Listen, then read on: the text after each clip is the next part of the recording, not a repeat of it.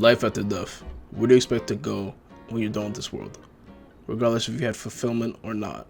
Do you think you'll go to heaven? Do you think you'll go to hell? Do you think you'll go to an infinite void of nothingness? Or do you think a spaghetti monster will come out from the sky and take you off somewhere? If you had to ask me, only thing I would hope for that would be there would be bitches, black bitches, Asian bitches, white bitches, Brazilian bitches, East Indian bitches, West Indian bitches, COD zombie bitches, 2D bitches, 3D bitches, One Piece bitches. Enough! Like and subscribe, it helps. Okay, but seriously, let me take you back to a world of 2015 AD after Dende. But we had a few bangers that really do stand out, which is i.e. One Punch Man, fucking Dragon Ball Super, K, Dorara X2, Psycho Pass movie, and then Dragon Ball Z Resurrection, just to name a few. But there was one anime that really stuck out to me more than others, especially this year, i.e. Death Parade. Now, if I would describe Death Parade, I would describe it in the terms of like it being an anthology series with the one overarching story that's in the way background of the show all the way up until the end. More akin to like a Fear Street that's on Netflix or a Marvel's What If that's out now on Disney Plus. What the fuck? Why did I make that sound like an ad? Okay, but seriously, let me at least start off with the story. With the story first starting off with two people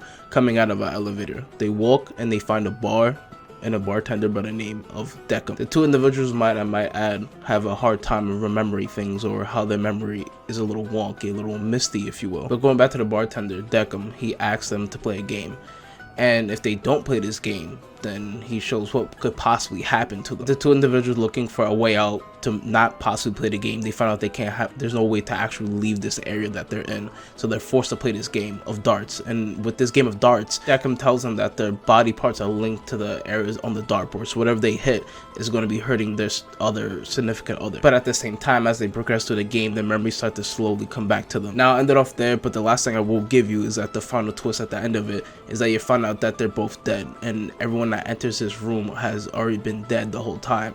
And Deckham himself is the judgment person that sort of judges you and makes you go to either a place called the Void, or you go to reincarnation land where you just get reincarnated. But the thing is with this show, the thing that keeps me intrigued and keep going with this show is the characters themselves. With the characters being Deckham, black-haired woman, Nona, and Ginty. Also Soulless, but I'll get into him later. With the stars of the show being Deckham and the black-haired woman, as you see both of them go and talk to people, whoever comes into the core Deckham, i.e. the bar, and gets talked into doing the game, as well as the bit of reincarnation in the Void. With next up being Nona, and how interesting she is because she's the boss of basically everyone on the list aside from Soulless, and the interesting ways that she watches over them, as well as what she does to test them out, so to say. Ginty is just like Deckham. He's basically an arbiter and he basically does judgments, but he does it by himself, not with the black hair woman, just like Deckham does. But with Ginty's really interesting, right? Because with Ginty, he seems to show a lot of emotion in the ways of anger as well as enjoyment or happiness in a way. Now, normally, an arbiter is not supposed to really have an emotion, right?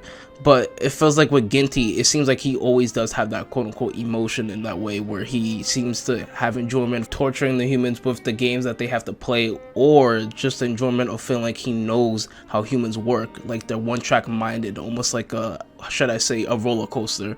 How you are just on one track and all the humans are basically the same, and a more negative light of how you view humans in that way. The second thing I say was extremely enjoyable about the show is just the mystery element of the show itself, just the understandings and the workings and mechanisms of how this whole operation works as a whole, the whole tower situation of the arbiters quote unquote inside of them, or how everyone works as a whole, as a unit, or as an operation system, who goes where, what goes what, how many floors are inside the tower itself. But some of the questions eventually do getting answered, and a whole lot of fucking mysteries that you can't even really have an honest to god educated guess on what the fuck is that or what the fuck is going on. Then the other mystery element of the characters as well, again, right? But instead of the characters that are already there, like the arbiters or whoever else is in the tower, instead it's the people that come inside the bar itself to be either reincarnated or go into the Void. As the episodes go by, you slowly understanding and seeing this whole person's life and having a somewhat of an understanding of how they got here and how their life was all the way up until this point, by having like almost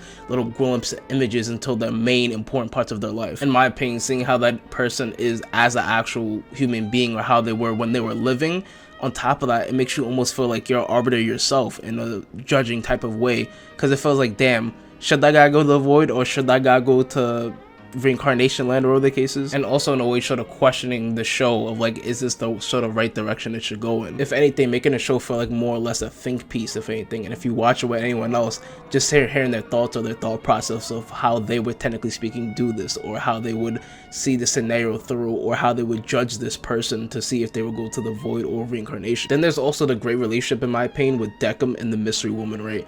Now, it only gets more interesting between Decim and the mystery woman as the show continues on, always down to the 12th episode, which is the last episode. Really sad that it is the last episode because it's really good, but with one of their main dynamics being how the mystery woman always has some type of empathy and humanity in the way that she helps judging when it comes to Decim and his second judging, almost making Decim second guess what the fuck is he doing, or how the hell is he judging, or what is the right way to specifically judge somebody. And it doesn't help when he's already shown signs of this before they've even met each other, making in a way the plot thicken even more than it already is. Okay, so spoilers from here on out, so if you haven't watched Death Parade, go ahead and watch it. It's a real good watch, and then put this to watch later and come back and watch this so we can have a conversation or talk about it, or and you can see the rest of the video. But anyways, okay, so one of the spoiler things I want to talk about is circling back to Jinty, right? Jinty, again, like I said before, really interesting in a way because of this one line right here. Wouldn't that be nice? If I was a betting man, I would say I'm betting that Jinty's trying to find the meaning of life as well as the understanding or understandment of humans itself, right? Because right here with Jinty in this character, they both themselves have been with each other for a little bit of time, right?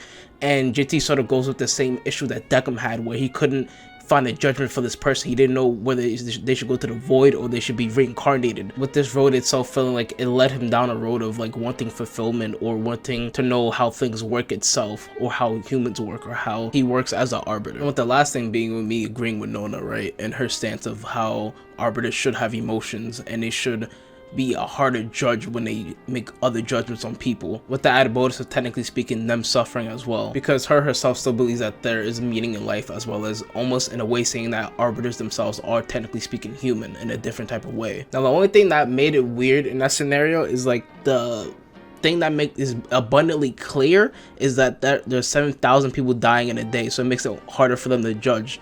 Now it's going to make it even harder for them to judge if, like, you know, they have emotions and all this other things that comes with being semi-human in a way, and there's 7,000 people that's dying every single day, so you gotta like sort of hurry the fuck up, especially with your judgments. You know what, let me look up how many people are dying every day.